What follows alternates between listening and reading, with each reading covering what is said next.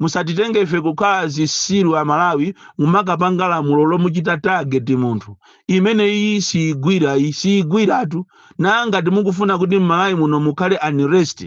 You must try and do that, otherwise don't take Malawians to be stupid. Ziko lino siranu inu ndinu makape kwambiri simungapangira mulolongo chita target munthu instead of doing kupanga malamulo okomera ziko lose. Lamulo labwino in a democracy lamulo siri chita target munthu, lamulo limayenera lichite target ziko ndi uchisiru kutitola kwambiri kumationa ife ngati ndife makape. Ndinafuna ndikuuze nikunena kuti ziko lake linolo siku la leroli Malawi ife sitizalola zimenezo, ndipo amene atayerekeze kupanga zimenezo we are monitoring.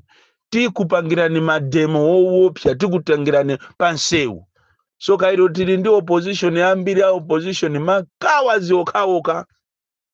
Masana ndi ya DPP, usiku ndi ya MCP.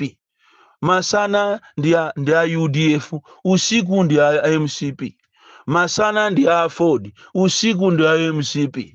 Masana wa ndi ya PP, usiku ndi ya MCP. Ndalama ndipo makamera aja akajambula aja akaposola matala aja akanakhala kuti amajambula soma MP yambiri ndipo atayaluka koopsa.